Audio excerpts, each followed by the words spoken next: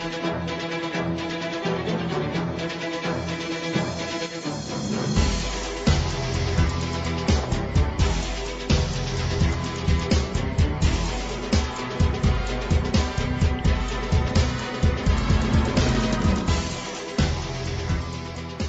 to the NFL Legend Show on the Grueling Truth Sports Network. I'm your host for the NFL Legend Show, Mike Goodpaster, and we have a special guest tonight. Was trying to figure out how to introduce him, and I don't think by saying former head coach of the Houston Oilers from 1981 through 83 really gets it, and that's why I wanted to have the guy on the show. He helped integrate college football, coached at Xavier University as the head coach, then, of course, was the Oilers head coach. But before that, he was the defensive coordinator for the Love You Blue Oilers in the mid to late 1970s. Help me welcome to the show, Ed Biles. How you doing, Coach? I'm doing fine. How you doing? How's the weather up there? Oh, you know how the weather is up here. You lived up here. Yeah, that's why I moved to the south. No, we've had no. You get away from the snow up there. Sometimes it doesn't excite you about maybe going back and visiting your friends. No, it doesn't. You have to have some really good friends for that. Let's start off. Let's just go back to the beginning. I know you were a native of Reading, Ohio. You won a state baseball championship there. You want to talk to everybody a little bit about your life growing up, what sports you played, and what drew you to football? Well, I, for whatever reason, I'm not a big guy, but back in those days, little guys could play all sports. It wasn't size that it was now. Actually, it's going to sound like bragging. I'm not that type of person. But when I was in the sixth grade at Reading High School, they moved me up to the junior high basketball team. So that was quite a thing for a youngster to do at that time. And then eventually, when I got to high school, my freshman year at Reading High School, I played on the state championship baseball team. So obviously, I played baseball for 4 years at Reading High School, played on the basketball team, made 3 letters in basketball, and was one of the leading scorers in the Cincinnati area back in those days. And then same thing with football, played guard, about 130-pound guard back in those days. My coach said I was the tiniest little guard he ever had, but toughest guy, never was hurt. So anyway, by the end of the year I wound up having made 12 letters, and Woody Hayes offered me a scholarship. This was before he went to Ohio State. Woody Hayes offered me a scholarship to Miami, Ohio. In those days, freshman football and basketball players were not eligible to play on the varsity team. They had separate football and basketball teams, and then the smaller minor sport, tennis, golf, baseball, etc., you could play. So actually, my freshman year at Miami University, I played on the freshman football team, freshman basketball team, and on the varsity baseball team. Then I hurt my knee a little bit, and that kind of ended my active playing career. So what drew you to want to be a coach? Well, I think my high school coach, his name was Kenny Powers, he's dead now. I think he was instrumental in me wanting to become coach. This is a funny story. I was raised in the days of the Depression back in those days. I'm 87 years old now, but my grandmother, she come up through the Depression. She didn't want me to go into teaching coaching. She wanted me to go to Cincinnati embalming school and become an undertaker, because her theory was people are always going to die. You're always going to have a job. But that wasn't that wasn't for me. But that was what my grandma's theory was back in those days. So I decided I wanted to go into coaching, and then after I got hurt, well, I was fortunate. Eric Parsegian was able to allowed me to start working and coaching when I was in college with the Miami University team back in those days. So when I graduated, this is a cute little story people are going to laugh about. But I graduated in 1953. I became the first football coach they had at Woodward High School in Cincinnati. I was the head football coach, assistant basketball coach, taught 4 classes, made a big healthy sum of $3,600. That's pretty good money back then, though, isn't it? Well, it was decent money. Pretty good, decent. Yeah, you can live on. Obviously, prices of Coke was the nickel 6 for a quarter, and hamburgers, White Chancellors were nickel 6 for a quarter. There was a different world back in those days. All right, so when you started coaching high school football, you couldn't have been a whole lot older than the players. What was that experience like for you? Well, I think the funniest experience that way, and it carries through for me today. I wasn't even 21. I turned 21 was in that year, and had a gentleman there who was a basketball coach named Sid Friedman. And when I came in, he took me aside as a mentor, and he said to me, Ed, now look, you're 20 years old. These high school girls are 16, so not too much younger than you. He warned me to give me advice of don't ever let yourself be caught alone in your classroom with the door closed with any of those girls. and the funny carryover value of that was that obviously I'm smart enough to listen to him. But then, shortly thereafter, I became the head freshman football coach at Xavier University. And I was going into I was young again, married, but going into homes to recruit these youngsters. And I was about the same age as a lot of the men and women. And I always made it my point not to learn the lady's name. I always would call the man by his name, Jack, whatever his name might be. But the lady's name I always called Mrs. Cooper, Mrs. whatever it was, Mrs. Rostovich or Mrs. Abramowitz, because I didn't want anyone to think I was even flirting or doing anything that way.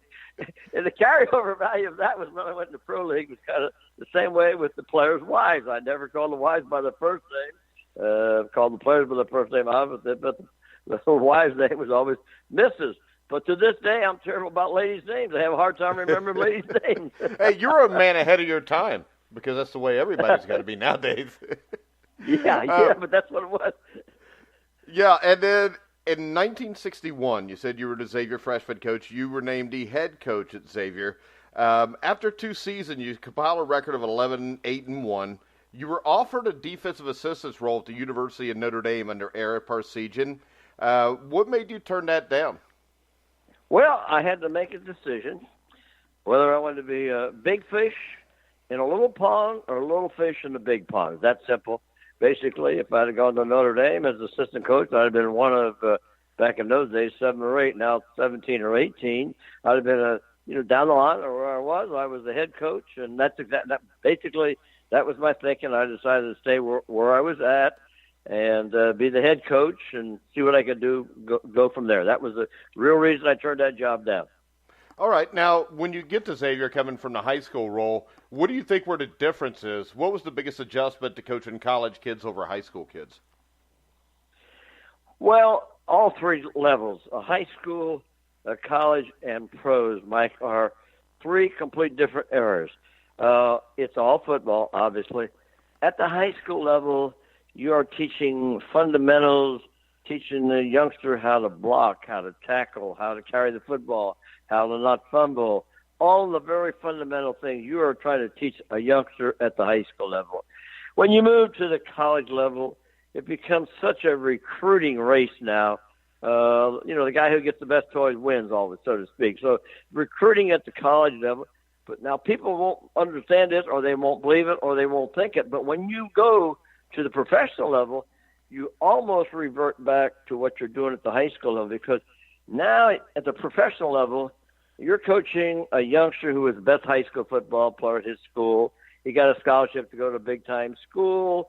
And obviously he's drafted, one of a very few that can be drafted into the NFL. So you're dealing with a guy who knows what football is all about.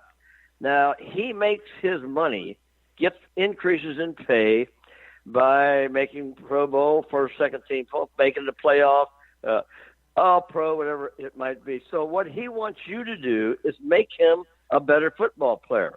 He will respect you regardless. And again, I was pretty short from my side to be coaching the NFL, but you have to earn the respect of a pro, being a coach in the pro level, by teaching them and making them be better football players. Yeah, and when you look at it, you coached high school, you coached college, you coached in the NFL. What gave you the greatest satisfaction out of the 3? Wow, that's an interesting question. Actually, you get more satisfaction as you get older. when you hear from youngsters that you maybe taught at the high school level, when they send you a nice note thanking you for keeping them from getting into trouble, or maybe they was headed along the wrong direction at the high school level, they could have went the wrong way, could have got, et cetera, et cetera. And then all of a sudden, 10, 15, 20 years later, they realize that you had a big influence on their life because you taught them discipline, you taught them to be on time, that the things that they have to do when they start working is be on time, et cetera, et cetera. So you get a lot of satisfaction from that. And the same thing kind of happens at the professional level. You get the same college thing that youngsters say, and I have a youngster, and I probably want to get into this a little bit later with you, but as you know, I broke the racial color barrier for black quarterbacks back in the 60s. Well, let's go there, because that was actually my next question. And I think a lot of people don't know the story because, let's face it, a lot of people know Xavier as a basketball program. They don't know that there was a football program. And when you were there, you were very successful, which I would imagine is why they took you into the NFL. I probably should have quit. Probably should have quit, Mike, my first year as the head coach at Xavier University because it couldn't get any better. Actually, took little old Xavier down. We beat University of Kentucky, which was obviously quite an accomplishment. Well, getting into what you're talking about, I get this was in the 60s now, different world now, racial-wise than it was now, but I get a call from a Xavier graduate who owned a couple of Burger Kings in Miami, Florida. Charlie Krebs was his name. And he called me and says, Coach, he said, there's a good quarterback down here that nobody's going to give him a scholarship to because he's black. He said, everybody not taking black quarterback, thinking back in those days was they wasn't smart enough, which obviously wasn't true. So I got some films on Carroll, looked at him, could play, and I gave him a scholarship, and he comes up to Xavier, and he was good. I had a good pitcher and a good catcher. A guy by the name of Danny Abramowitz, who wound up playing for the New Orleans Saints and had some pretty good records for the Saints back in those days, and Carroll Williams was a quarterback. We did a lot of short outs and et cetera. Won some pretty good football games. One of them comes to my mind, Bo Schembechler, who was a coach at Miami at that time before we went to Michigan. We came from behind and beat them 29-28 and won the game. But anyway, getting back to the gist of the story, we're undefeated, and we go down to play Chattanooga down in Chattanooga, Tennessee. Well, at that time, that was the backbone, the heart of the so-called Ku Klux Klan, really. It was a very, very bad situation, obviously.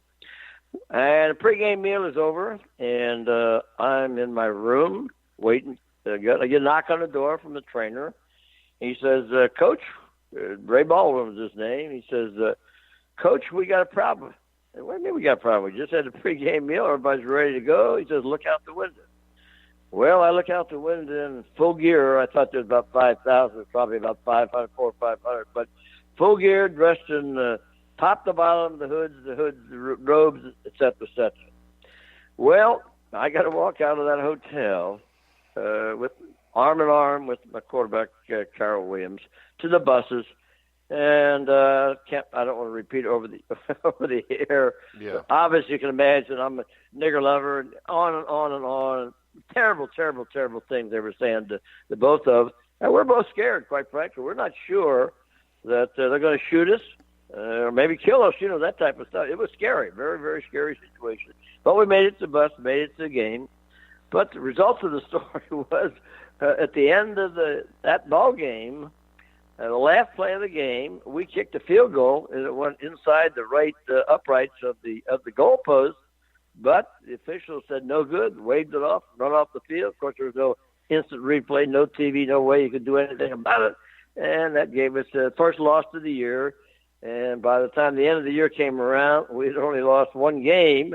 And if we hadn't had that loss on our record, we'd have probably been in a bowl game. But that was quite an experience. And the funny part about, not funny part about, but just what we were talking about a little bit long ago, a while back, back in 2015, I get an email talking about what you're talking about, satisfaction, from Carroll Williams. And on July the 11th, Sunday, July 11th, 2015, said, I have told many people throughout the years, Coach Ed Biles was one of the pioneer coaches who introduced the black quarterback to major college football. With the many achievements throughout your career as a coach, I think that's one of your primary achievements.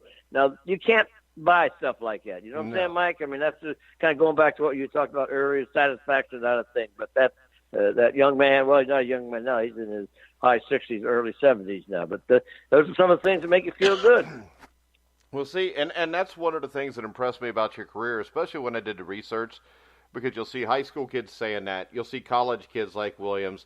I've talked to guys like Robert Brazile and Mike Stensrud, Greg Bingham, and all of them speak so highly of you. That's what impressed me. It seemed that you had the ability to connect, whether it was a 15-year-old or whether it was a 30-year-old man with a wife and 3 kids. And I think that most coaches anymore probably couldn't do that. And we've seen a ton of college coaches go to the NFL over the last 5 or 6 years that don't have that ability. Well, Mike, when you take that step, you have to be very smart about how you approach it. When you go from the college coaching job to the professional coaching job, and I'll go back to when I did that, when I went from Xavier University to the New Orleans Saints. I was smart enough maybe to know that I didn't know professional football. So I knew that I needed to learn and know about football. I knew I could coach, but I knew it was going to be an adjustment and a change. And there was a great football player at New Orleans Saints. His name was Doug Atkins, who was in the Pro Football Hall of Fame. He was actually talk about a great athlete at University of Tennessee. He was an All-American football player, All-American basketball player, and All-American track. Played with the Bears. When I went with the Saints, it was an expansion team, and the expansion in those days was completely different than it is now. Those days, the teams would put 5 guys that they knew was at the end of their career, was going to be finished, and put them on the roster to be claimed by the Saints in that particular case. But anyway, I was smart enough, don't ask me why, but I was smart enough to went to Doug, and I said, look, Doug, I don't think I know everything about pro football. You have been playing pro football as long as I've been coaching. I'd appreciate if you help me. I said, if you think you see me doing something wrong, don't be afraid to come and tell me that's the difference between the college level and the professional level. And I think I earned a lot of respect by taking that approach instead of making it look like I thought I knew everything like a lot of coaches have a tendency to do. Yeah, and your first job in the NFL, I think, was given to you by Coach Tom Fears. You want to talk a little bit about those Saints teams? Because I remember I've interviewed a lot of guys that played with that first Bengals team. It had a lot to do with it. And I've even read before where when the Bengals did the supplemental draft or whatever they called it back then, that they would actually draft players that they found out later. I think one of them had passed away a year before and they didn't even know because the scouting wasn't as advanced as it is today. You want to talk a little bit about that? Because I think the Saints, when you got there, were in, their 3rd year, maybe the 4th year? My first year I went in as the special teams coach. And, again, I had to learn, in my mind, the respect of the players. And I earned the respect of the players by doing a good job coaching the special teams, not acting like I knew everything, not acting like I, thought I was the best in the world, etc. The ego, you got to worry about your ego from a lot of coaches' standpoint. They got egos that are so big that they don't think anybody else knows anything. But anyway, they did a good job coaching the special teams. I think probably the one play that stands out in my mind with that was that in the college level I'd gotten away with a kickoff return where you start running up the middle and we get up to half 30-yard line. So the running back would turn and lateral the ball. Some guy come from the other side and made a big gain. Well, called that against the Atlanta Falcons, and Tom Burrington was the running back at that time. He made a big gain out of down about the 30-yard line, and it's kind of one of those things that nobody had done in the pro league before. I think that was what maybe established myself in the fact that getting respect from the football players of the New Orleans Saints. But that was a different world back in those days. I mean, the guys were all on the last stage of their career. We played in old Tulane Stadium. We didn't have the fancy Superdome at that time. The money was so completely different what the players made, Mike, back in those days. In fact, my first job in the NFL as special teams coach of the New Orleans Saints, I made $15,600, and I was glad to get it. That was nice, nice salary. But that's what things was back in those. And the players, you couldn't have all these off-season programs that they have now. Make so much money. They don't have off-season jobs. Back in those days, the players, when the football season was over, had to get jobs to prepare themselves for their future life. So, again, you didn't have all these off-season weight training programs that they have now. Yeah, and in your second season with the Saints, I think you guys started off like 1-5-1. You guys, Coach Fears got terminated. I think all you guys were out with him. You picked up with the Jets, but you want to talk what it was like to be in that situation where you're halfway through the season, it's your life's work, and all of a sudden you find out that you guys have been terminated. Well, that was kind of a strange. You're bringing back some old memories. That was kind of a strange situation. Back in those days, the players there was no player salary cap, no guide that way. So each player, no agents involved, each player negotiated his own contract with the team. He didn't have any agents back in those days. But as you negotiated their contracts, the general managers would almost put in the contract, you do not tell anybody how much money that you are making. That was just a no-no. They didn't want me to know what you were making, and vice versa on the teams. But we had a quarterback by the name of Billy Kilmer, and Billy Kilmer was dating John Meekum, who was the owner, dating his secretary. And Meekum, for whatever reason, thought that that Billy was getting the information about the contract from the secretary, and he actually got mad about it and came to Tom Fears and told Tom Fears, you got to trade him and get rid of him. Well, that was a bad situation. In fact, probably had a big effect on Archie Manning's career, because he was coming out of Mississippi. He was going to be our draft choice, but he'd have been a backup, just like Aaron Rodgers did to Brett Favre, but said the good ones can go that way. He'd have been the backup for a couple of years before he stepped in. But the fact that we had to trade Billy Kilmer to Washington was the best thing ever happened to Billy, because he went up there and played behind, I forget his name, but anyway, lengthened his career. Wasn't it? Sonny Jurgensen, yeah, he went behind him. And anyway, because of that, Archie had to start, and of course, with not a good team, you get the heck beat out of a quarterback that way, and that's kind of one of the after effects of those type of things. So, but Billy, and I told Billy when I said, man, best thing happened to you. You're going to go up there, sit on the bench, and make pretty good salary. Yeah, and he eventually ended up being the quarterback in Super Bowl VII playing for him. Yeah. Jurgen got hurt or something of that nature back in those days. Yeah. Then you get the job with the Jets. So you spent the next 2 seasons under the leadership of head coach Weeb Ewbank, who'd led the Jets to that miraculous Super Bowl III upset. You want to talk a little bit about Coach Ewbank and working with him? Oh, Coach Ewbank, this is kind of a funny situation, too. Coach Weeb hired me at the Jets, and when he retired, I wound up, Coach Sid Gillman hired me down here in Houston, and it was both great coaches. Weeb was like working for your grandfather. He would ask you, how's your family, all that type of stuff. Thanksgiving Day, we would practice in the morning. He'd have Thanksgiving dinner at the stadium for the family, et cetera, et cetera, et cetera. And Sid was, I got to be careful how I say this. Sid couldn't say 2 words without some words that I don't want to say on the phone, but Sid just was a cussing giant, so to speak. So it was like one extreme to the other, both of them good coaches, both of them in the Hall of Fame. And incidentally, it's kind of an odd situation. My son, I went to the Hall of Fame for Robert Brazile, and my son said, Dad, he said, do you know that the 3 coaches that hired you were in the Hall of Fame? I didn't pay attention to that, but Tom Fears, as a player, hired me in New Orleans, and then Weeb and Sid hired me in New York. So 3 coaches in the Hall of Fame they hired me. It's not enough about me to do that. Yeah, and when you talk about Sid Gillman, he was one of the great offensive minds in the history of the NFL. You want to talk a little bit about him, his work ethic, and what you learned from him? I think the most important thing I think I learned from Sid was the importance of special teams. Sid was a great offensive-minded football coach.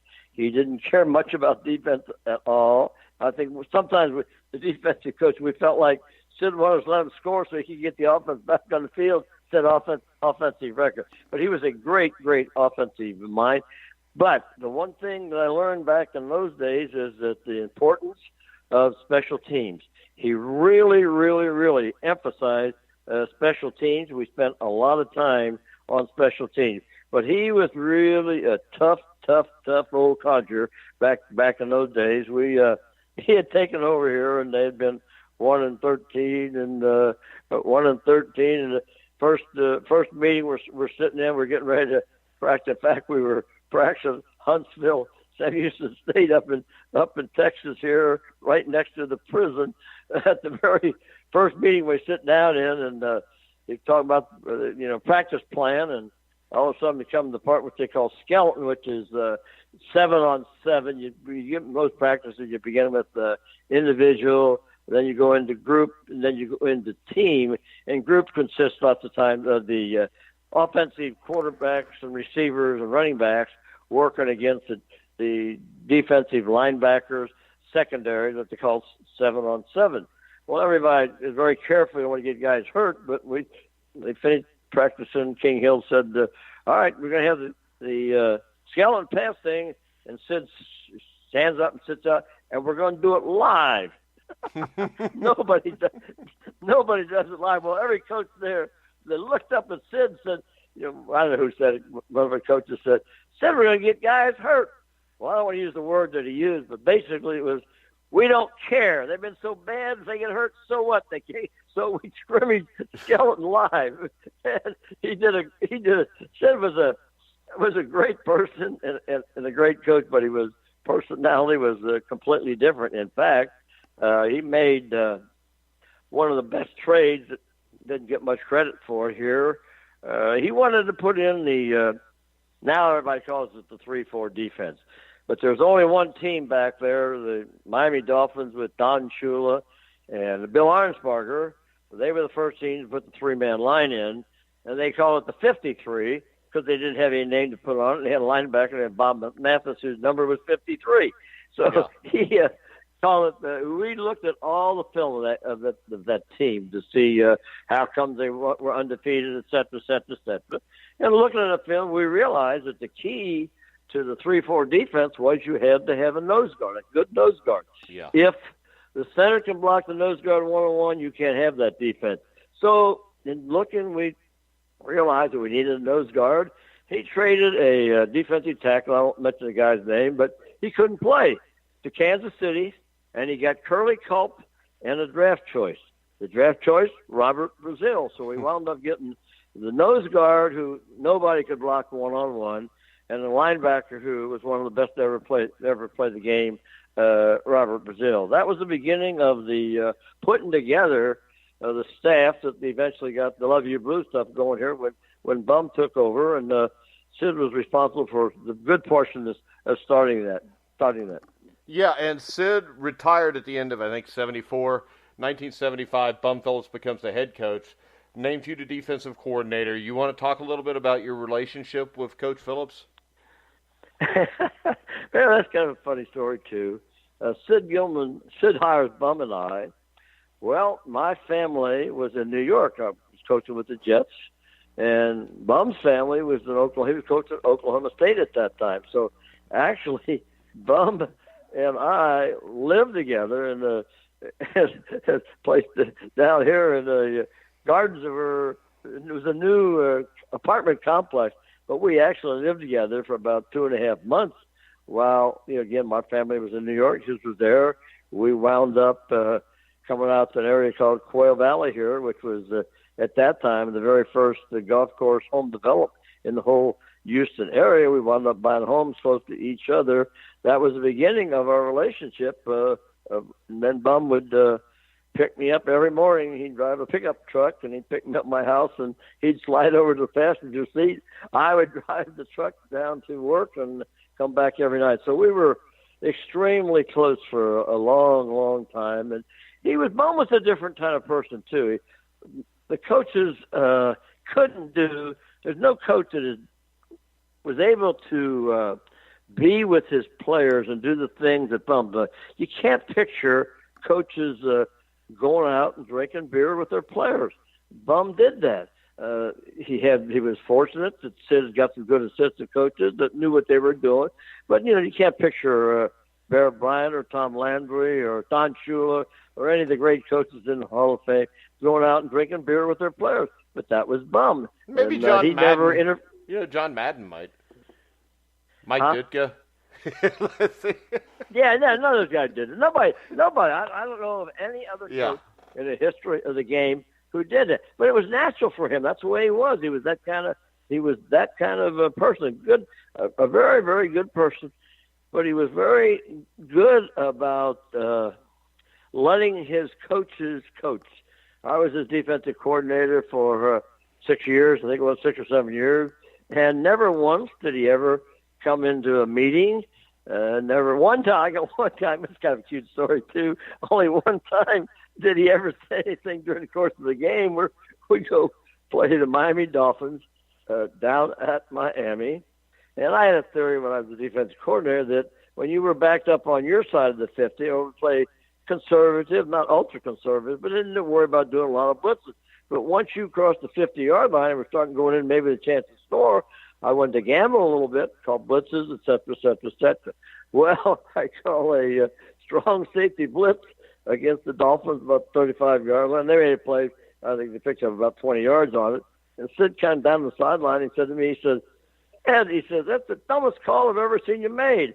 And like a Weisheimer, I don't know why it made me think about it, but I said, well, Bum, why didn't you tell me before the play? That kind of stuff. But he allowed his coaches to coach. And like I said, he had such a great relationship. And also, at that particular time here in Houston, he was a perfect guy for the job. The cowboy hat, the cowboy boots. That was when country western in Houston was at its highest. He had Mickey Gillies and all that type of stuff going on. He had all kind of country western stores. He was a perfect man for this situation. And when he moved from here to New Orleans, it was not a complete different fit. He didn't fit in New Orleans like he fit here. But, he and I spent many, many hours together and got nothing but great respect for him. In fact, this is another cute story. He came to me and he said, Wade, his son, who's a great coach, he come to me and he said, Ed, he said, I was a defensive coordinator. He says, I'm thinking about hiring my son Wade as working with the defensive line or linebacker. And I don't know, like a Weisheimer, I said, well, Bum, can he coach? He's probably going to hire him anyway. But obviously he said, yeah. I said, well, don't penalize him because your son, go ahead and hire him. That was the hiring of Wade Phillips with the Houston Oilers when he first started out. Great. And Wade is actually a complete different personality than Bum was. Yeah, and we'll get to Wade in a minute. So let's see. When we get to 1975, you guys drafted the perfect outside linebacker for what you were doing in Robert Brazile. Robert's been on this show a multitude of times. He's a great guy. The thing about him is this. When I tell people, we had him on the show in like 2015, the first year we did this, because I thought he deserved to be in the Hall of Fame. And I would get all these people, even the guy that was the co-host of the show would say, like, who's Robert Brazile? And then there's this Tums Neutralizer video that they put out in like the early 80s or the late 70s, and I'd always have them watch it. And the thing that everybody always came back with was this. That looks like Lawrence Taylor. And and I think this. Bill Belichick, Bill Parcells get a lot of, accolades for the way they used Lawrence Taylor, but I think they were copying what you guys were doing in Houston from the mid and late 70s. And you want to talk a little bit about that and what Robert Brazile brought to your defense? The only difference is that Lawrence Tayller played in New York, and they went to the Super Bowl. If we had ever gotten by Pittsburgh, we lost the two championship games at Pittsburgh. If we had ever won one of those games and got into the Super Bowl, Robert Brazile would have been recognized exactly the same as Lawrence Taylor. He was everything that Lawrence Taylor could do, Robert could do, and Robert was a little bit bigger and faster. But the fact that we never made it past the Pittsburgh in those games was a deterrent for Robert to getting into the Hall of Fame. He's well-deserved being in the Hall of Fame. He is one of the great football players of all time. He was one of the guys that was always out to practice early. He would run all during practice and still was ready to run. I got nothing but the highest respect in the world. One of the best football players that I have coached. And another one of those funny things I didn't realize when we went up to the Hall of Fame, my son reminded me, he said, Dad, he said, you realize you're on a staff of 18 guys who are in the Hall of Fame. Well, I had no idea. I don't pay attention to that kind of stuff. But, yeah, Robert is an outstanding person. We had I don't know that very few times he was so good that he might make a mistake, but he had the speed to recover and overcome the mistake. And that not many football players can do that. If they make a mistake, they get in trouble. But he could overcome that, and he deserves every accolation he gets. All right, 1975, your first year as a defensive coordinator for the Oilers. The Oilers went 10-4. I don't think people know this fact. I think the 1975 AFC Central may have been the toughest division in football history because you had the Steelers at 12-2. Paul Brown's Cincinnati Bengals were 11-3. You guys were 10-4. All four losses were to Cincinnati and Pittsburgh, and three of those losses were by less than a touchdown. You guys had to get the feeling that something special was getting ready to happen in Houston. Well, you don't think about that when you're coaching and when you're going through those kind of things. Mike, you're concerned about winning the next football game and concerned with trying to get to that playoff because, again, you get a little extra money back in those days. I mean, not much compared to what they're getting now, but, if you got to the playoff championship game, if you win, you might get $10,000 extra, which on top of the little bit you was making back in those days was good money. But you had that incentive of wanting to get to the Super Bowl. And, yes, it was unfortunately both Cincinnati and Pittsburgh were very good at that time. We held our own pretty good with Cincinnati, but we couldn't get by Pittsburgh mainly because of their great defense. Bradshaw was another quarterback, and I don't mean this wrong. The Pittsburgh Steelers beat us because of their defense. In the championship playoff games, Earl Campbell made 54 yards one game and 75 the other. Earl, which was the rock of our offense, Pittsburgh just had too many great players. When you're coaching, you don't like it at that particular time. But now, as I look back, I realized that, they got about 12 guys in the Hall of Fame. We got 4 or 5. And that was the difference. We couldn't move the ball. Do the things we did to get there. We couldn't do that against Pittsburgh. We had some pretty good tips against Pittsburgh. This is one of the things that I want to brag a little bit about myself now, but one of the things that I did as a defensive coordinator was look for tips that players would give us. And one of the tips on Terry Bradshaw, when Terry Bradshaw would back out straight from the center, he was either going to throw the ball to the left or to the middle. If he turned coming out, he was going to throw the ball to the right or to the middle. Well, your free safety, our free safety, could get a great jump on the ball, but they had Swan and Stallworth. You might have them double team. They go up and take the ball away from that kind of stuff. And incidentally, I have never shared this before. I don't know if anybody knows it, but one of the biggest upsets in the playoff history was I don't remember what year it was. We go it was to play 1979, Ed. We went out to play San. I'm doing what? You're jumping ahead on me, but it's it's sorry. one of my favorite games of all time because I think it's the greatest upset of all time because to set it up, the week before you guys had played, I think it was Denver, in one of the most violent games you'll ever see defensively. You guys win 13-7. You lose Kenny Burrow, Dan Pastorini, Earl Campbell. I think they're favored by like 14 points. You got Eric Coryell. And then I'll let you tell the story from there, but go ahead. They were favored by about 16 and a half. We had all the guys hurt that you were talking about. Actually, our backup running back, a guy named Ron Carpenter, he got off the plane in San Diego on crutches and wound up playing the next broken day. Foot, wasn't it? Gifford Nielsen, our backup quarterback, was a starter. But I had spent a lot of time looking for a tell, and looking at Dan Fouts, I found out that when he came up to the line of scrimmage, if he put both his feet parallel to each other, that they were going to run the ball. And it was 100% correct. So our defensive signal caller, Greg Bingham, he would call Army, Army, Army. Forget the pass, go get the run. Everybody overplay the run. Now, if Dan came up and his feet staggered, he put his right foot forward, his left foot back, then it was a pass. And Bingham was the only one who was allowed to do it. Had a pretty good discipline on the team. Bingham would call Air Force, that type of stuff, which tells everybody, defensive linemen, don't worry about the run, go get the quarterback. Defensive backs, play pass, don't run about filling up the running game. And actually, our strong safety, Vernon Perry, who's a great strong safety and a great football player and a real good friend of Robert Brazile, he got 4 interceptions in that game. I think it might be a record that still stands.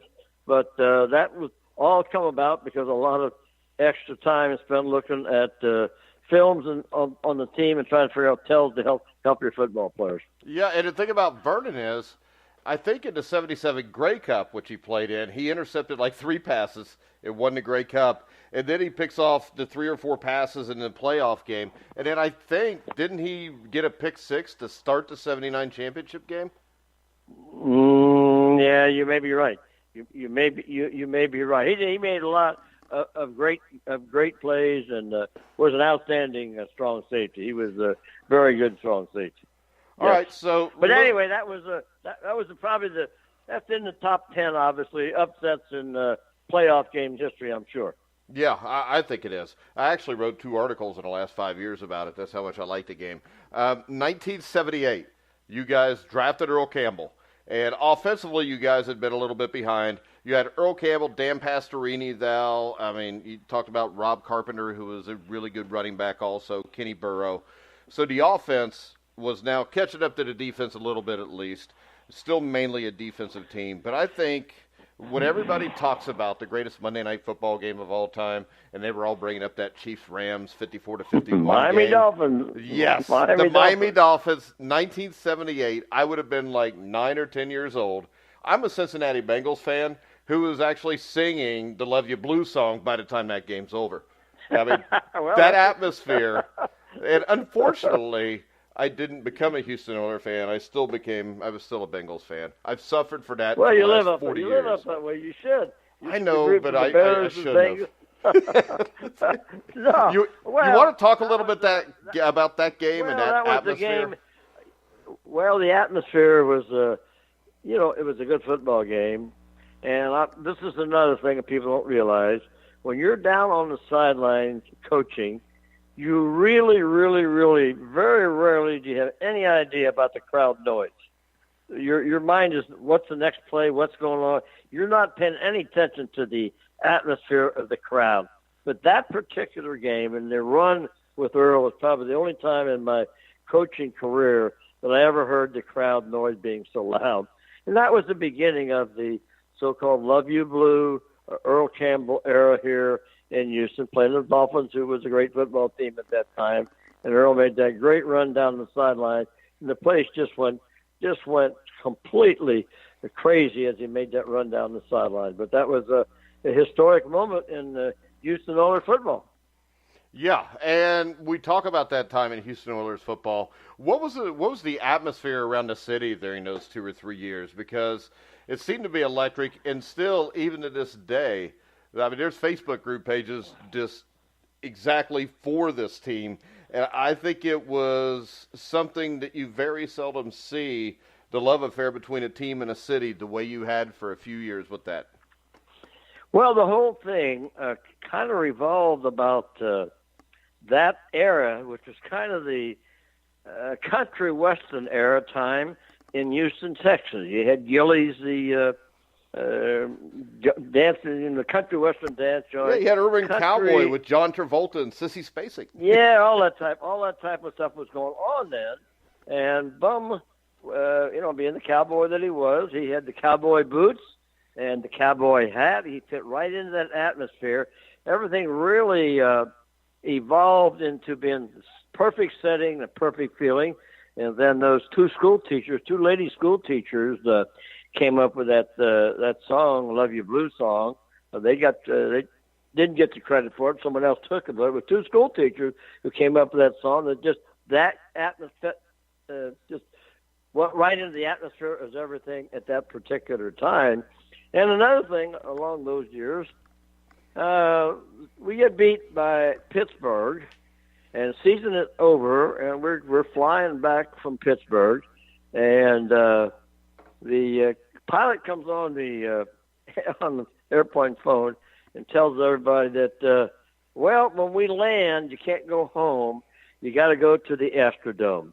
Well, the players, all of us, including the coaches, man, we're moaning and groaning about that. I mean, the season was over, and they're drinking like mad on the plane, and Bum was drinking, and some of the things that was said, he said, probably would have been said if he had a couple beers in it. But again, nobody wanted to go there. We think, there's going to be 40 people there. Why do we want to go there? Why do we have to go? Everybody's moaning about it. Well, we get up, land at the airport, and we get on the buses, and of course, instead of going to the field where our cars were at, we go to the dome. Well, when we came down into the Astrodome, and they raised the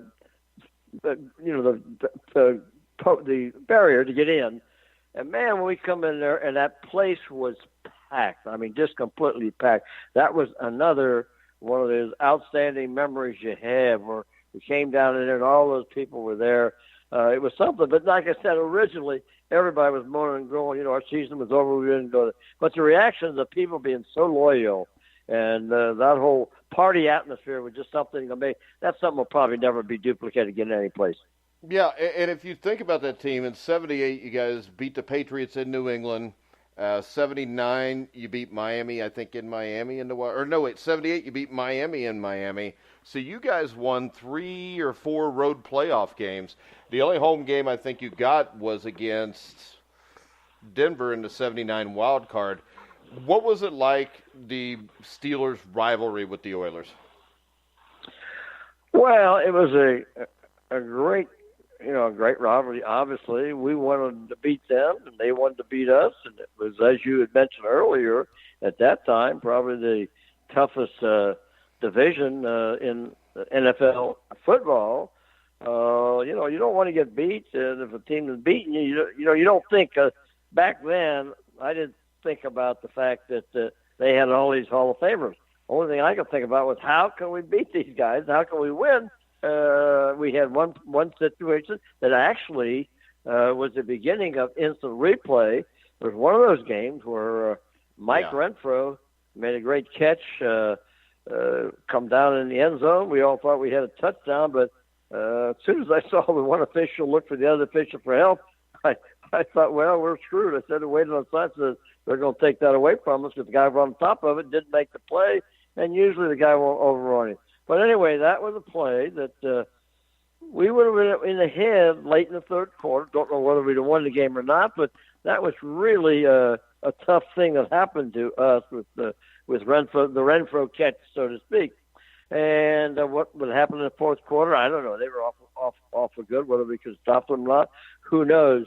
But that actually was the beginning, Mike, of instant replay in the National Football League later on. Yeah, that's what got everybody fired up about it, because I think at the time the game was 17-10. It would have tied the game going to the fourth quarter. Who knows what happens then? I think it might. I don't know. I don't mean to correct you. I think it would have put us ahead, and I'm not real sure. It was something. It was close, though. We'd either went ahead or been tied, like you said. Yeah, but, it was either 17-10 or it was 17-13. Either way, it took away your best opportunity to win the game. Yeah. All right. Another game in 1979 that sticks out to me that I've really never heard any of these guys talk about, and I've interviewed a lot of them, and I haven't asked. It was the '79 Thanksgiving Day game in Dallas. because I think that was the game that really legitimized you guys as a Super Bowl contender and a real threat to Pittsburgh, just the fact that you could go into Dallas and beat Roger Staubach, Tony Dorsett, and those guys. Yeah, Roger Staubach is, they talk about, I'm going to divert a little bit from what the question you asked me.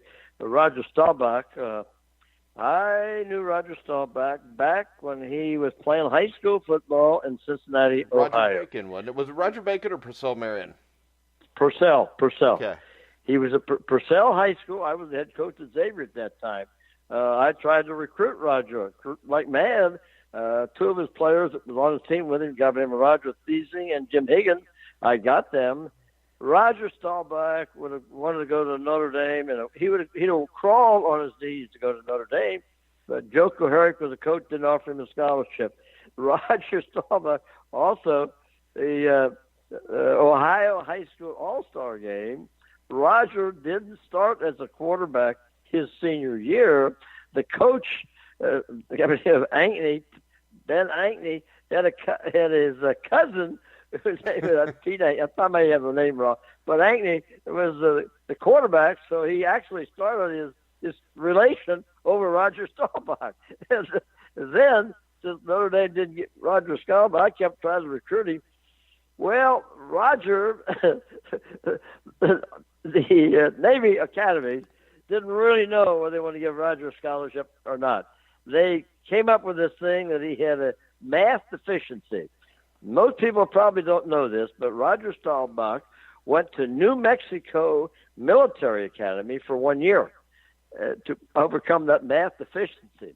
While he was at New Mexico Military Academy, about once a month, I'd bring Roger and Jim Higgins into my office and have him call Roger, try to get him to come back to Xavier, but he wanted to go to Navy. And what a great man. He and just a little bit more to his story. Great man. Actually, if he'd got into politics, he'd be the president of the United States. That's the kind of person he is. And I'll tell you how good a person he is. When he sold his company, he gave 70% of the money to all his employees. That's Roger Staubach. No one's any classier than Roger Staubach. And a final story about Roger. When I'm the head coach, I was desperate for a quarterback. Kenny Stabler was a great quarterback, but he was finished. He couldn't run his arm line.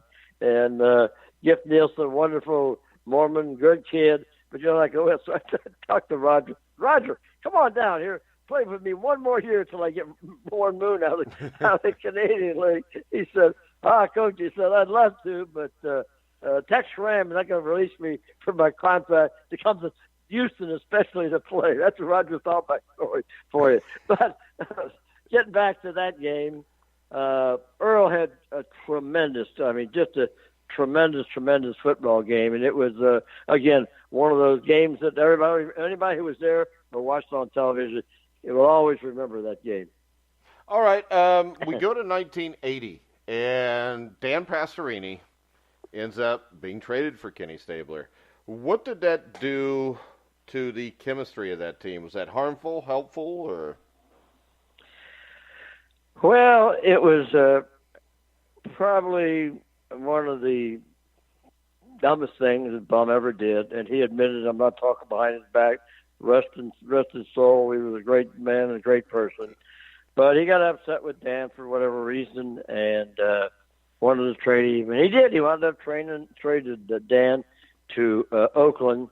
And Al Davis did a lot of Bum, as he got older, kind of tried to pattern himself after George Allen, that he didn't want to use rookies, didn't want young guys, he wanted veteran players. And so Al Davis took advantage of him. He made a couple trades with Dave Casper and Stabler. Gave up a lot of stuff to get them. And they were worse. The problem you have with the press, they don't recognize a great Hall of Fame, going to be a Hall of Fame guy, is at the end of his career. Yeah. Teams that have that problem, the players talk like they was when they were at the peak of their career. The media guys, in most cases, talk about it as they was, not as they are now. And that becomes a tough situation from a coaching standpoint. And Bum just overdid a little bit of bringing in old guys. Yeah, and actually, you ended up being the one that paid for that later on, but we'll talk about that in a minute. Um, Yeah. at the end of 1980, you guys get beat by that same Oakland Raiders, 27-10 in Oakland. Was there any indication that Bum's job might have been on the line going into that game?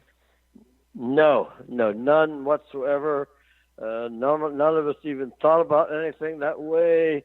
Actually, when we come back from that game, I don't think anybody had any indication that was going to happen. Actually, we had a strange situation with the Houston Oilers. Bud Adams had hired a general manager named Lad Herzig, who was an accountant.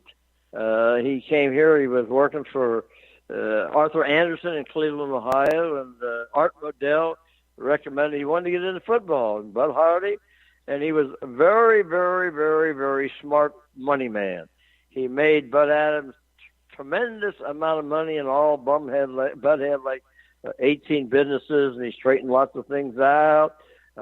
He threatened to move the team from Houston to Jacksonville, Florida, and that was when Jacksonville didn't have a team. They're looking for a team to keep him from doing that. The Herzig manipulated the city into turning out the old scoreboard, the great scoreboard, to the tune of about $1.5 million a year. So Herzig made Bud a lot of money, but he wanted to get into football, so Bud made him the general manager, and Bum and Ladd was like oil and water. They didn't mix very well, that kind of stuff. And there was a lot of behind-the-scenes things that went on back then that caused Bum to get mad, get upset, and get himself fired, wanted to get out of here, and he had the job with New Orleans in his back pocket. All right, so when you get that job, I mean, Bum was your friend. How difficult was it for you to take that job? Was it difficult at all, or is it an NFL coaching job? You got to do what you got to do. That's just how it is, or? Well, Mike, if I'd known now what I know then, I'd have had a different approach to the job. But back then, there was 28 head football coaching jobs in the entire world. Now, a guy of my background, I wasn't an all-pro football player, et cetera, et cetera. When a job like that is offered to you, boy, it's awful hard. It would have been awful hard to say no, turn it down. It's not a good job. You know, you don't know whether you're going to ever get that opportunity again. So It was easy for me to accept the job. There's a lot of problems, and I don't sound like I'm making excuses, but I don't want it to be that way. The first year as a head coach, we didn't have a first-round draft choice. We didn't have a second-round draft choice. It was all given up for Casper and Saban in the trade. So I didn't have a draft choice to the third round, receiver by the name of Mike Holston. The next 2 years, I did what was right for the organization. Probably not right for me, but right for the organization. My next 2 first-round draft choices were Mike Munchak and Bruce Matthews, who are now in the Football Hall of Fame. 2 all-time when you draft greats. people like when you draft people like that, it takes 2 or 3 years before they become great in the NFL. So I rebuilding the squad. I was doing what was right for the team. Probably not was right for my favorite. In fact, Tom Landry, when I resigned, a wonderful person, sent me one of the nicest letters when I resigned. He went through a situation in Dallas where he was 1-13 and 1-13, and they renewed his contract. You know the rest of the story about him. But he realized that type of thing. He sent me a nice letter telling me that, I was doing the right thing, did the right thing, but you don't always get to finish what you start. But like I said, how can I turn down the job, even knowing it was a tough situation? Just almost impossible to do. And again, I'll go right back to stories I haven't probably told publicly to many people. Hiring the coaching staff. Well, my first choice for my defensive coordinator was Dick LeBeau. You know who Dick LeBeau is? Great coach. You had Chuck Studley on that staff too, didn't you? Well, Dick LeBeau. Let me tell a story about Dick LeBeau. He had been passed over for the head job at the Bengals. I get hold of him. I fly him in. I interviewed him. We talked. And make a long story short, he was very interested in coming. He told me he would. He goes back, and Paul Brown gave him a $10,000 raise. Well, he calls me, and he says, Ed, he said, I'm not playing you against the Bengals or against Paul Brown. He said, he has given me a $10,000. If you can match that, I'll be there. Well, the general manager wouldn't give me $10,000 to hire Dick LeBeau. This is tell you about front office and people. The next choice at that particular time was a guy by the name of Woody Woodenhofer, who was the defensive coordinator of the Pittsburgh Steelers. Well, I had known Woody from days of coaching at Dayton and all those places around there, and I also heard he was involved in a divorce. So I called Woody. I said, Woody, how about coming down and visiting? I'm interested in getting out of Pittsburgh. Anyway, he comes down, he visits, and his answer to me was, when I said, you want to get out of Pittsburgh, involved in the divorce? Yeah, Coach, I want to get away from that bitch. You can appreciate that. So anyway, the same scenario. He goes back, and the Rooneys give him an $8,000 raise. He says, Ed, I'm not playing you against them. If you can match the $8,000 raise, I'll be there. Well, general manager, who was tight with the money, wouldn't give me $8,000 to hire Woody Woodenhofer. That's what you go through in situations with front office. And quite frankly, I think Green Bay is going through somewhat of that right now with their situation. 2 years ago, they lost a good man in the front office who went to Cleveland and has now got Cleveland on the rebound. Teddy Thompson has kind of retire. They also lost when he went to Cleveland, and I don't know the guy's name, but he hired some of their scouts away from Green Bay. Green Bay's draft the last couple of years, and their team scouting and coaching is not what it used to be a few years ago. So that's the head coach who gets this job at Green Bay may have to go through a very tough situation. That's front office interference. Yeah, and I'm a Bengals fan. I know all about that. Well, Marvin Lewis he's got a halo over his head. He's got something over Mike Brown's head, I think, but we won't go into that let me tell you about Mike Brown. Mike Brown's problem is he's a very, very, very loyal person. Yeah. Mike Brown is too loyal to an extent, and that's one of the reasons that I think that situation is as it is. I know an awful lot about the Bengals going way back in the 50s when Paul Brown was my idol. He'd gone to Miami of Ohio. He was the first guy with organization, et cetera, et cetera, et cetera. I loved him and thought so much about him. I actually named my oldest son Mike after Mike Brown, who now is running the Bengals. So I know the Brown situation is pretty good.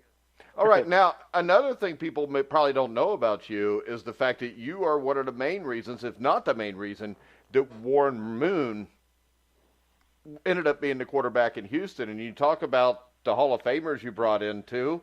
And that is a team that ended up being a perennial team or playoff team towards the end of the 80s. But you want to tell everybody the story about Warren Moon? Well, that's kind of an interesting story, too. I was desperate for a quarterback. Mike Holloway, who was my personnel man at that time, gets a call from Lee Steinberg, talks about Warren Moon wanting to get out of Canada. So, make a long story short, I arranged to East-West football game. I fly out to California, and right across the street from the airport out there is a restaurant called Olive Garden. I met with Warren Moon then, and we had great, good meeting, good thing. And it's kind of a funny story, too. He said, Coach, I'm interested in coming to Houston because I want to get out of Canada. We'll get in the NFL. And he said, my wife, Felicia, doesn't think too much about Houston. So anyway, make a long story, and out of my own pocket, I flew them both in. That was against the rules those days. The NFL respected the Canadian players, so you weren't allowed to mess with them. But I was desperate for a quarterback, so fly him in, put him up in a place called the guest quarters over here in the Galleria area of Houston. My wife and I wined and dined Warren and Felicia, just like recruiting a college football player. I had a friend here back in those days. Daycare centers were just beginning and found out that Felicia was interested in that. So set up a meeting with the people that owned a couple of them, a friend of mine, Martin was her name. And, she talked to them. Of course, they encouraged her. Back in those days, we were just getting started. Maybe I shouldn't tell this story, but it's kind of cute. And so we drop them off back at the hotel. And wife and I get back home about 9 o'clock, 9:30. I get a phone call. Coach, Warren. Yeah, Warren, what's up? Coach, my wife and I ordered a pizza, and our credit card is maxed. Will you call the front desk and tell them to put the pizza on your tab? How about that one for you, Mike? Well, did you do it? Yeah, sure, of course. Naturally, of course. And, well, the bottom line, what turns out is that actually Warren had a 10-year contract with Edmonton up there. And when he went back and said he wanted to leave to come down here, they told him, well, we'll agree to that. If you come back and play one more year here, we'll let you out of the other 9 years in your contract. And that's what happened. He went back and played. Well, in the middle of that season, I just couldn't take any more of what I was putting up with this stuff here with the general manager, and people didn't know. So I quit. I retired in the middle of the season, and that next year was when he came from Canada down here. And Warren, he knew that I was responsible for it. He was here for the Super Bowl a couple of years ago, and that party that he was at. As soon as he saw me, come over and hugged me and grabbed me and thanked me for all I'd done to start him. So I was the reason that he was here. But that's kind of the Warren Moon story. All right, and then, let's see, from there on, we could say you never coached again, but you did. In 2005, you got to be the head coach of the Cincinnati Marshals in the National Indoor Football League. Now, if you've never been the head coach of a arena or indoor football team, you don't know what you're missing, do you, Ed? Most fun I ever had coaching. Well, that's a funny. There's a lot of funny stories in my life. You're making me think a lot of. Well, I got a son and daughter-in-law that live in Lexington, Kentucky, grandson, and then they're graduated from college now. But back in those days, they were in school. So I go up there for pre-Christmas, have Christmas there early, and come back here and spend time with my family down here. Well, the Bengals are playing. I don't remember who they're playing now. And one of my good friends was Cincinnati. Was a guy named Bob Stackler, biggest law firm in Cincinnati. He was a lawyer for the Bengals. So we go to the game, the football game.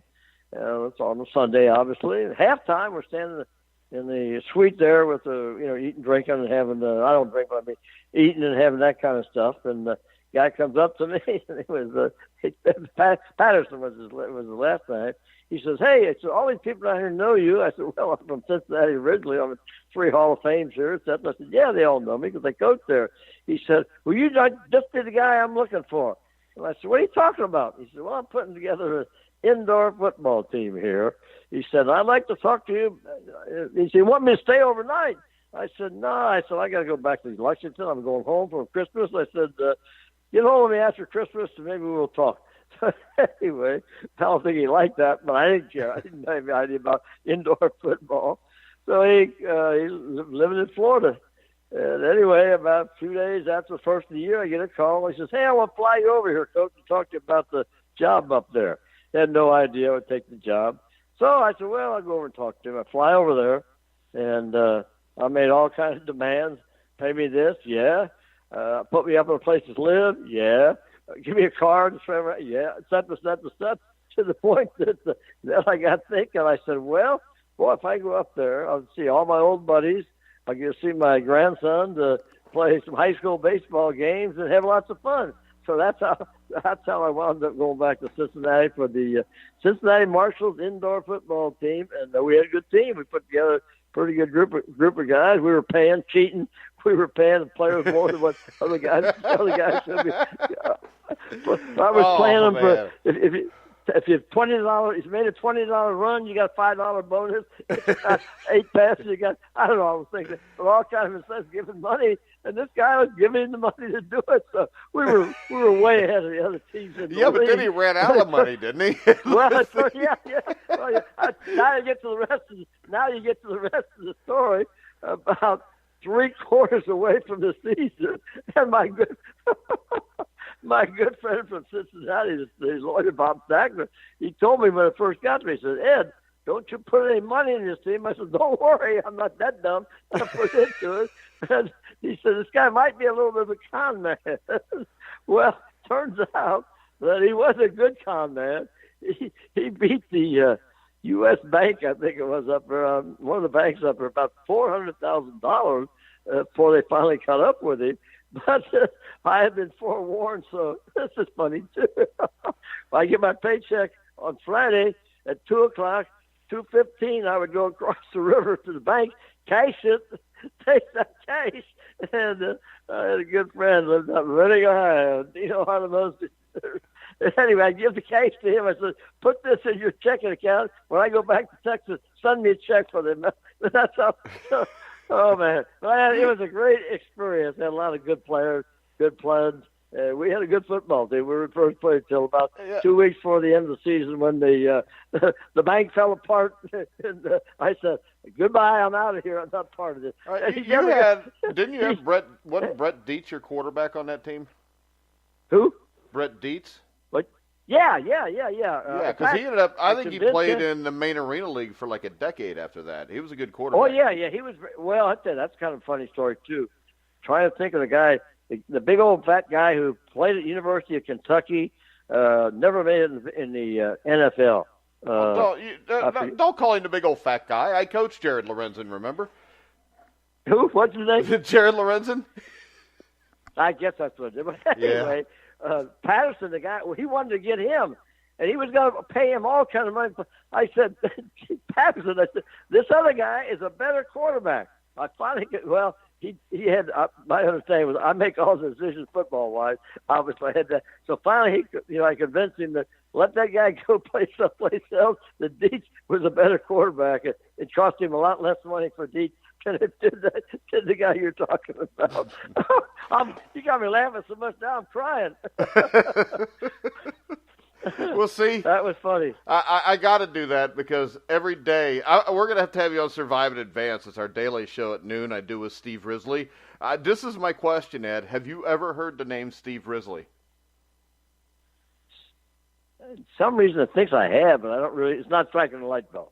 Okay, good. I like to ask people that because Steve has a rather large ego because he played on the 1981 Indiana Hoosiers that won it all, and then he likes to brag about being in the Indiana Basketball Hall of Fame. But we'll have to have you on sometime because he brings tears to my eyes every day at noon. So, Go ahead. Go ahead. No, you go ahead. Do you follow the NFL today? Oh, of course. Sure. Okay. Oh, see, I like Robert Brazile. I've asked you before, you want to come on and talk about it? He said, I don't even watch it now. So there are some that don't. No, I follow it. I'm here in Houston. You got the Texans who are doing a great job this year. Yeah, it's been my life. The sports has been my life. It always will be. Yeah, I follow them very closely. Follow everybody pretty closely. Heck, I even play fantasy football with a bunch of my sons and friends around here in fantasy football. Well, what we'll have to do is this. Every Friday, we have a guest picker on to pick the NFL games. If you want, next Friday, you can come on at noon and pick the games with me and Steve. Okay, just the winner, or you got to pick the points? No, you just got to pick the winner. We don't do the point spread thing because it scares a lot of sponsors off. You can't beat me, you two guys. That's too simple. Oh, there we go. and I know Steve's listening. Because Steve, gave me a big fuck you since I talked shit about him. So, I know Steve will be up for that. So, we'll you do two that. guys are amateurs, man. Hey, now, wait a minute. I don't want it to be unfair. I don't want to embarrass you two. I mean, you're two amateurs, and I'm a pro. Oh, here we go. Hey, you got to remember, you only coached indoor football for like 2 years. I lived it for 5. But tell me, wait a minute, time out now. Tell me the relationship between indoor football and NFL football. There is absolutely none. That's what I'm kidding you about it, Mike. That's what I'm kidding you about it, Mike. Well, see, and Risley's just a college basketball guy, so and he's from Indiana, so he just picks the Colts every week. Well, and that's see, basketball. Now tell him that that's an immoral sport, basketball. Hey, will you tell him right now because I know he's listening, so go ahead. Well, that's an immoral sport. Guys run around in their underwear and their shorts. That's immoral. Well, it wouldn't be immoral if it was like guys against girls, but guys against guys is a little weird. I think there's stuff in the Bible about that. Let's see. And he's probably a big Bobby Knight fan. Well, yeah, he played for Bobby Knight. Hey, watch it now. I'm a big Bobby Knight fan, too. I'm a Hoosier. I've known Bobby for a long time. Knew him when he's a good guy. I'm just kidding him about anybody from Indiana is a Bobby Knight fan. Well, yeah. Well, there's some younger people now that don't know any better, but. Well, there's a lot of things they don't know. Yeah. Anybody under 40 is usually a moron, so. They're not driving behind the ears yet. You see, I remember when I was growing up, I'd be like 16 or 17, and I'd do something stupid, and my dad would say, well, when you get to be 20, 25, you'll have some common sense. Now I find myself with my own kids. I got a 25-year-old daughter, and I'm thinking, well, maybe when she's 30, 35, she'll figure things out. No, let's see, my oldest son is 65. I got son 63, lives in Lexington, Kentucky, with his wife. They've been there for a long time, and their son lives in Bowling Green, Kentucky, and their daughter, I'm bragging now about her. She's married. She went to Appalachian State on a soccer scholarship, is now coaching over Oak Island, North Carolina. Oh, this is a cute story if you got time. She was coached cross-country and track, undefeated, never lost a thing. A year ago, they came to her and said, Adrian, we'd like to offer you the head basketball coaching job. She turned it down. So my son called me. He said, Dad, he said, Adrian, we call her Adrian. Adrian, they offered his job. She turned it down. So I call her. I said, Adrian, your dad tells me they offered you a head basketball job, and she'd been undefeated, doing great. I said, what'd you do that for? She said, Papa, I don't want to put up with the parents. Cross-country track, they leave you alone. Basketball, everybody thinks our girl's the greatest one in the world. That's a cute coaching story for you. But also, Steve Risley would like to say he thinks this has been a great interview, and you've been a wonderful guest. And I would like to second Steve on that. And really, we would love to have you back. I mean, we could start doing this every Friday where you come in and pick the games with us just to see if we can beat you. Because Steve Risley's really old. You don't have a chance. Oh, come on, Mike. Don't embarrass. Mike, I don't want to embarrass you. Ed, don't be talking crap to me, Ed. We can do this if you want. I do it to Steve, not you. I do it to Steve, but not you, huh? Yeah, you'll beat Steve. Steve's just side of a moron when it comes to football. That, and I said that because he's listening. He's a basketball guy, huh? Yeah, he's a basketball guy. He's like 6'8". He's got this real big head. He was a quarterback. And you know why I played basketball? That's why I played basketball. It wasn't tough enough to be a football player. Well, no, he played high school football, and Notre Dame recruited him. He's like a 6'8" quarterback, but I mean that was probably I don't know what happened there, but he decided to play basketball. So, and Steve said that he thinks that he will dominate you picking NFL games, so he can't wait. Tell him not to bet because I don't want a poor guy wanting to put food on the table for his family. If he bets he's going to lose, he won't be able to feed his family. Well, I would say this. I think after you've talked all this crap, I'm going to bump my guest on Friday, and you're going to come on Friday and pick the games with us, and we're going to go through the rest of the year if you want, and we're going to see who wins. Okay, we'll have some fun. All right. So, hey, I want to thank you again, Ed. I can tell you, 2 years ago I sent you a message. You ignored me. A year ago I sent you a message.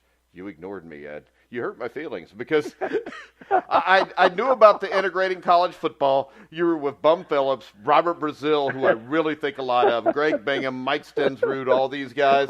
And I'm thinking, why doesn't Ed want to talk to me? Well, Mike, don't you understand? I only talk to big. You only talk to what? Big-time people. Oh, come on, Ed. Come on, Ed. I'm having fun with you, Mike. Roy Firestone doesn't even do interviews anymore. Let's see. Don't take me serious, though. As I say, I'm serious. I'm kidding all the time. Mike, I'm 87 years old. whatever I got left, I'm going to enjoy. I'm going to have fun. All this other stuff that's going on in the world now is crazy. People should love each other, get along, and I'm just having lots of fun with it. Enjoyed it very much, Mike. All right, Ed, and we look forward to talking to you Friday. I'll give you a call tomorrow about that, and we'll set it up. And Steve likes to talk a lot of crap, too, but it's all in good fun because we're best friends, and that's just the way we are. All right, guys. I look forward to talking. Hey, I want to Bye-bye. Yeah, I want to remind everybody, Jackie Scherer will be on with us tomorrow on Survive in Advance to talk a little bit of college football playoffs. I want to thank Ed again for coming on the show and remind you can hear all of our shows on iHeartRadio, iTunes, TuneIn, Spreaker, Stitcher. Wherever you find sports podcasts, you'll find The Grueling Truth. So for Ed Biles, I'm Mike Goodpaster. You've been listening to The Grueling Truth, where the legends speak.